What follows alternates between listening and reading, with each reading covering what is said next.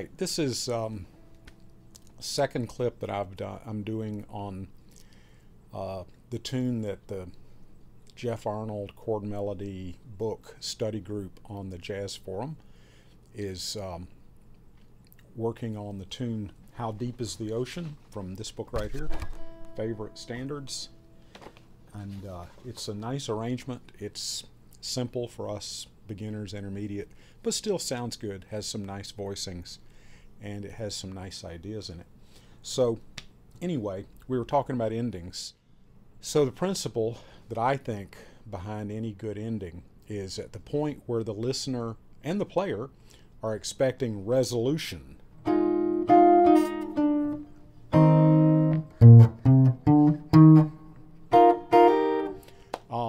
You don't give them that.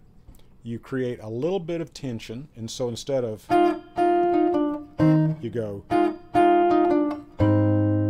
and then you work towards that final resolution. There's another, and so one way to do that is to, instead of going to the 1 chord at the end, go to the 4 chord.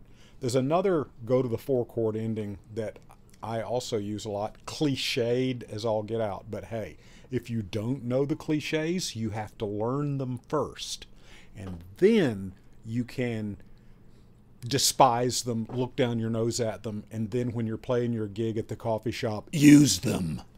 And so here's another one starting from the A flat. So you go, then you go up in major thirds.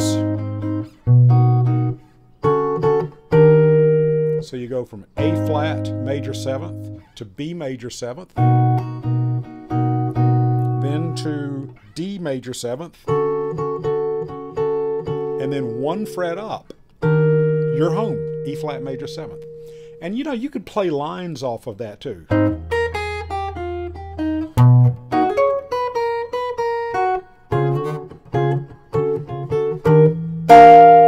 You know, something like that. You could really have fun with it. So that's another simple ending. Go to that 4 chord for the tension, move up in the minor thirds, and then somewhere up there you'll hit your home chord. Another type of ending that's really common, may not work for this song. It may be too hokey for this song, depending on how you want this song to feel, is a kind of, I call it tag. You repeat a final segment of the last part of the tune, and to get there you kind of have to do a real quick turnaround. So something like,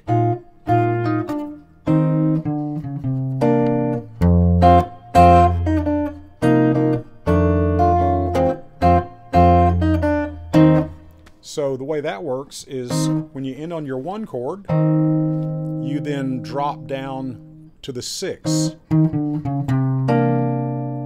And I like a 9th chord. Then you're going to go to this sound, which the Arnold arrangement has as a B flat, but you can play that as an F minor 7th. So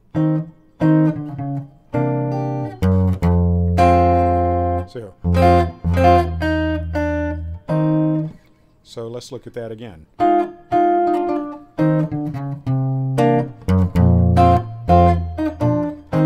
So you can either just play that note there, or you can put the B flat 7 on top of it.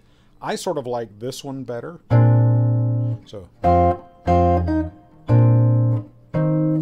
you can also play that F minor if you don't need the bass, if you've got a bass player or a pianist who's just like way too busy with his left hand. You can do it like this.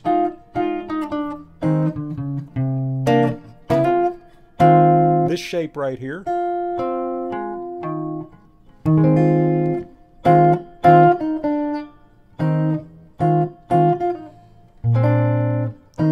You can use that fuller chord if you got more time, if you're playing it slower. If you're at a swing tempo, like a boop, boop, and do bop, you're not going to maybe have time to hit that full grip. So that's another one. Whoops. Where is that? Then once you've hit that note, then there's a lot of other little things you can do. The old, I think they call it the Count Basie ending. So that's a shape down here that looks like an A minor, an old-fashioned A minor 7th up here, then a diminished chord, and then the 6/9. So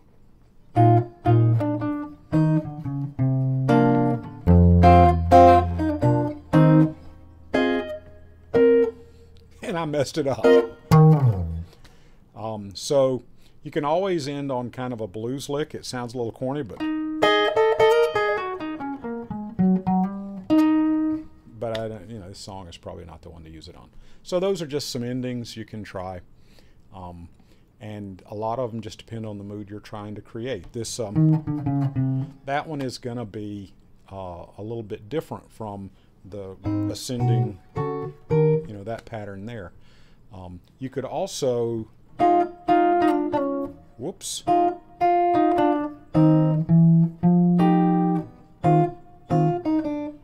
So the trick is just to think backwards. You're going to back cycle. You're going to end on your E flat.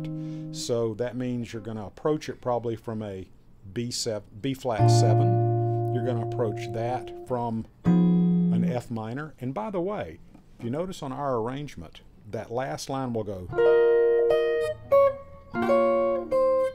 That's a hard chord that it comes to there.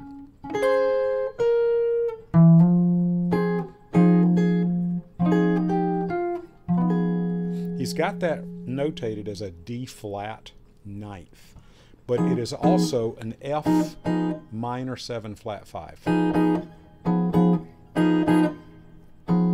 So knowing that that's an F minor 7 flat 5, you see you're already at the 2 chord of E flat.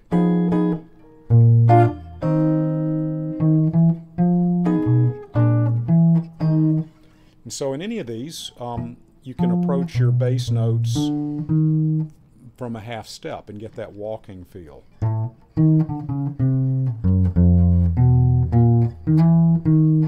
So you can add those notes in there as you will. Well, if you've actually lasted 9 minutes into my foolishness, you've probably now got a long list of endings that you are probably never going to want to use because you now know they are very cliched.